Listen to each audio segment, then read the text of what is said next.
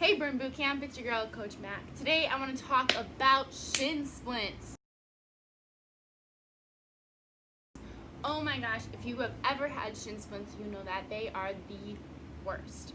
A couple years ago I started getting into running, and I've never really been a big runner, but I was starting to do more races. I did Ragnar, I did Spartan, I did a little mini half marathon thing, and I noticed that the number one thing I struggled with the most was shin splints. There would be points where it felt like my leg was literally going to snap in half. That's how bad it got. And so I did a lot of research because I was like, something's got to be up. Like, why is it just me? Why am I the only one that is having this insane problem? Is there something wrong with me? Turns out it's very common, but there is a way to fix it. So I want to talk about some tips of what you can be doing to prevent shin splints, and then I'm also going to show you some stretches that you can do and warm-ups that you can do before you go for a run or before we do a lot of jumping at Burn. So let's get started. Okay, so the number one thing that you need to have, you gotta have to prevent shin splints is good running shoes.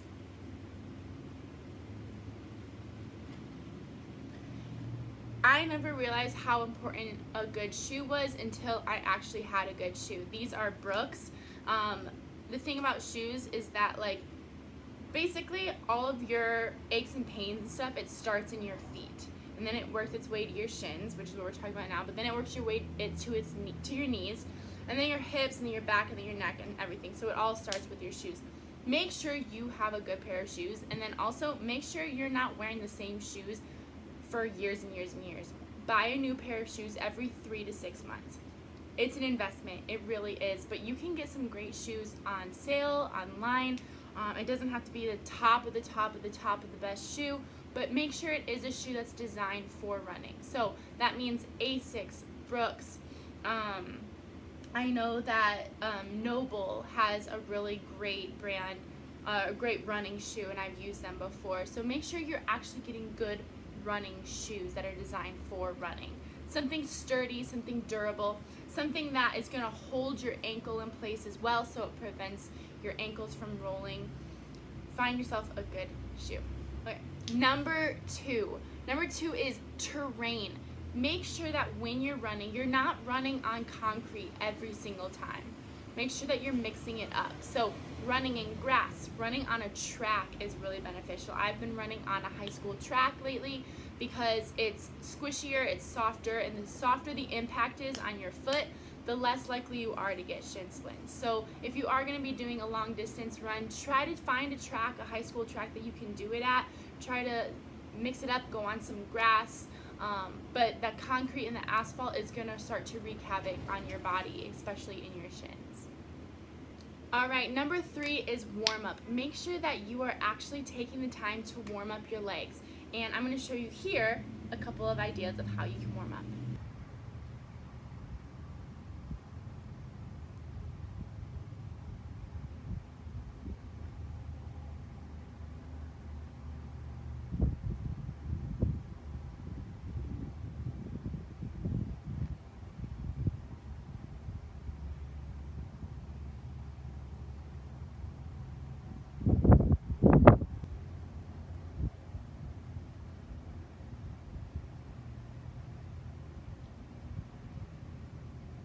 Okay, now that you know how to warm up properly, it's important that we talk about your running form.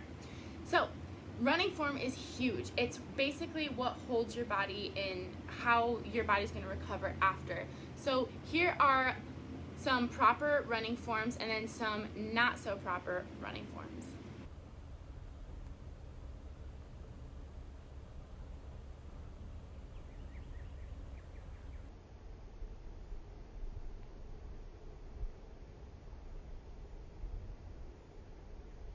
Okay, so you probably noticed in that first running form, my back was hunched over and I was just kind of shuffling, and I didn't have any good form. My core was not tight, my feet were just stomping on the ground, and that is gonna also, it's not gonna help my shins at all, but it's also actually gonna make me more tired, meaning I'm not gonna be able to run for as long. And then in that second video, you saw my running form was perfect. My back was up tall, I was on my toes, I wasn't hitting on my heel, and I was holding my core a little bit tighter, and I was kind of more of a gallop versus a stomp. That's gonna help prevent shin splints as well. All right, let's talk about stretching. So basically what shin splints are is it means that your muscle from your calf is being pulled away from your shin, and it feels like it's just like about to break. So basically what we need to do is, a lot of people think that, oh, we just need to like massage the top of our legs. Well, that's true. We do need to work the top of our legs, but we also really need to stretch the back of our legs. So here's a couple stretches that we can do together. You're gonna sit up nice and tall here and point your toes down and back up. So down and up here. Good. Just like that. So basically what you're doing is you're stretching out both the top of your leg and your calf. Right here like that. Good. The next stretch that you can do, and it might be a little bit uncomfortable for some, is you're gonna sit here on your calves here and just lean back. If you can, bring it up like that. If not, just leave it down. I understand you have to be a little bit more flexible to do this stretch, but stretching out that top foot, ankle, shin area is definitely going to help. Relax and then keep going back and forth, just like that. The last thing that you can do to really help your shin splints, and I've talked about this before, is called gua sha, which is also called scraping.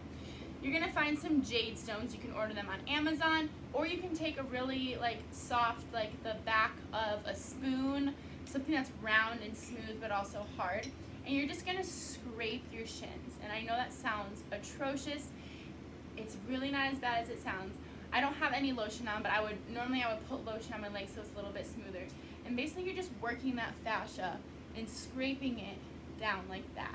It doesn't have to be really hard. It's just enough to break up the fascia all around the bones. Especially I get shin splints on the inside, right here. So I would focus more right here and really try to break up the fascia in there like that. Okay guys, well I hope that was educational for you, and I hope that it helped. And if you have any more questions about running or shin splints, just let me know and I'll talk with you guys later.